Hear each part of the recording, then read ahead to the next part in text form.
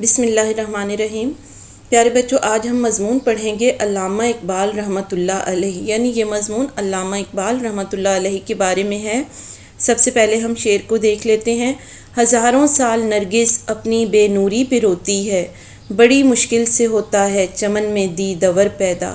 جی بچوں، اس کا مفہوم کچھ اس طرح سے ہے، معنی کچھ اس طرح سے ہیں۔ نرگس ایک پھول کو کہتے ہیں جس کی شیپ آنکھ جیسی ہوتی ہے، اور سردیوں میں اس میں سے ایک شاخ نکلتی ہے جس پر پھول لگتے ہیں اور ان پھولوں سے خوشبو بھی آتی ہے۔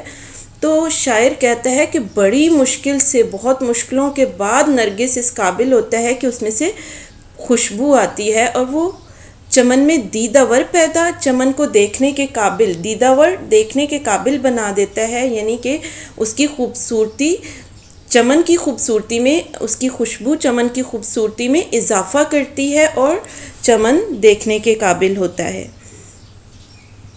علامہ اقبال رحمۃ اللہ علیہ پاکستان کے قومی شاعر ہیں۔ آپ رحمۃ اللہ علیہ 9 نومبر سن 1877 کو سیالکوٹ میں پیدا ہوئے۔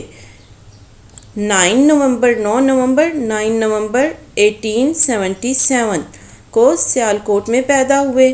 آپ کے والد کا نام شیخ نور محمد تھا، جو بہت پرہیزگار انسان تھے، یعنی بہت نیک اور متقی انسان تھے۔ علامہ اقبال رحمۃ اللہ علیہ نے سب سے پہلے دینی مدرسہ میں عربی تعلیم حاصل کی۔ سب سے پہلی تعلیم ان کی کیا تھی کہ انہوں نے مدرسہ میں عربی کی تعلیم حاصل کی۔ 5 سال کی عمر میں مشن ہائی اسکول میں داخلہ لیا۔ کون سے اسکول میں؟ مشن ہائی اسکول میں، اور یہیں سے میٹرک کیا۔ میٹرک کے بعد انہوں نے مرے کالج سیالکوٹ سے FA کیا، پھر گورنمنٹ کالج لاہور سے MA کا امتحان پاس کیا اور وہیں پر پروفیسر مقرر ہوئے۔ جی، انہوں نے کیا کیا کہ مرے کالج سیالکوٹ سے FA کا امتحان پاس کیا، پھر گورنمنٹ کالج لاہور سے MA کیا اور وہیں پہ پروفیسر مقرر ہو گئے۔ شعر و شاعری بھی یہیں سے شروع کی، یعنی جب وہ پروفیسر تھے تب سے انہوں نے شعر و شاعری کرنا شروع کر دی تھی، شعر لکھنا شروع کر دیے تھے۔ سن 1905 میں اعلیٰ تعلیم حاصل کرنے کے لیے انگلستان چلے گئے، انگلینڈ چلے گئے، برطانیہ۔ انگلستان سے وکالت کی اور ڈاکٹر کہلائے۔ انہیں سرکار برطانیہ کی طرف سے سر کا خطاب ملا۔ جی، وہاں سے انہوں نے کیا کیا؟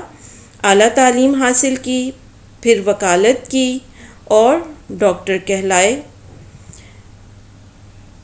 اور انہیں سرکار برطانیہ نے سر کا خطاب بھی دیا۔ پیارے بچوں، یہاں پہ ہے کہ انگلستان سے وکالت کی اور ڈاکٹر کہلائے، تو وکالت کر کے ڈاکٹر نہیں بنا جاتا، وکیل بنا جاتا ہے۔ تو جو لوگ PhD کی ایک ڈگری ہوتی ہے، چاہے وہ کسی بھی سبجیکٹ میں PhD کر لیتے ہیں تو وہ ڈاکٹر کہلاتے ہیں۔ تو علامہ اقبال نے بھی PhD کی ڈگری مکمل کی اور اس کے بعد وہ ڈاکٹر کہلائے۔ علامہ اقبال رحمۃ اللہ علیہ ہمارے قومی شاعر ہیں۔ یہ تو ہم سب جانتے ہیں کہ علامہ اقبال رحمۃ اللہ علیہ ہمارے قومی شاعر ہیں۔ انہوں نے اردو اور فارسی دونوں زبانوں میں شاعری کی۔ کون کون سی زبان میں شاعری کی؟ اردو میں بھی کی اور فارسی میں بھی کی۔ علامہ اقبال رحمۃ اللہ علیہ نے مسلمانوں کو خواب غفلت سے جگایا۔ یعنی وہ غافل ہو چکے ہوئے تھے، اپنے ماضی کو بھول چکے تھے اور ایک غلامی کی زندگی گزار رہے تھے۔ تو علامہ اقبال نے ان میں ایک جوش و جذبہ پیدا کیا اور انہیں ابھارا کہ وہ اپنے لیے آزادی حاصل کریں، اور اپنی شاعری کے ذریعے ان میں جوش اور ولولہ پیدا کیا۔ مسلمانوں کو آزادی کا پیغام دیا، مسلمانوں کو اپنا کھویا ہوا مقام حاصل کرنے کا احساس دلایا۔ علامہ اقبال رحمۃ اللہ علیہ نے ہندوستان کے مسلمانوں کو پاکستان کا تصور دیا۔ جی بچوں، جیسا کہ ہمیں معلوم ہے کہ پاکستان کا جو خواب تھا، جو آئیڈیا تھا، خیال تھا، وہ کنہوں نے پیش کیا تھا؟ وہ علامہ اقبال رحمۃ اللہ علیہ نے پیش کیا تھا۔ انہوں نے ہندوستان کے مسلمانوں کو اپنے لیے ایک الگ وطن حاصل کرنے کا جذبہ دیا، ان میں ایک جذبہ پیدا کیا۔ اس لیے آپ رحمۃ اللہ علیہ کو مفکر پاکستان بھی کہا جاتا ہے۔ مفکر، غور و فکر کرنے والے، سوچنے والے، جنہوں نے پاکستان کے بارے میں سوچا۔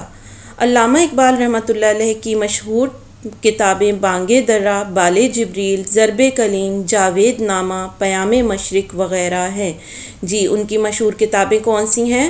بانگ درہ، بال جبریل، ضرب کلیم، جاوید نامہ، پیام مشرق وغیرہ۔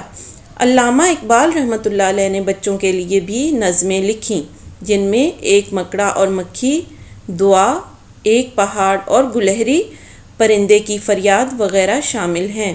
جی، یہ بچوں کی نظمیں ہیں جو علامہ اقبال نے لکھیں اور یہ بہت مشہور ہوئیں اور ہمارے سلیبس میں بھی پڑھائی جاتی ہیں۔ آپ رحمۃ اللہ علیہ نے 21 اپریل سن 1938 کو وفات پائی۔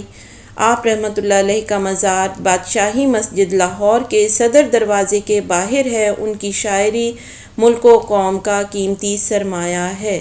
جی بچوں، انہوں نے کب وفات پائی تھی؟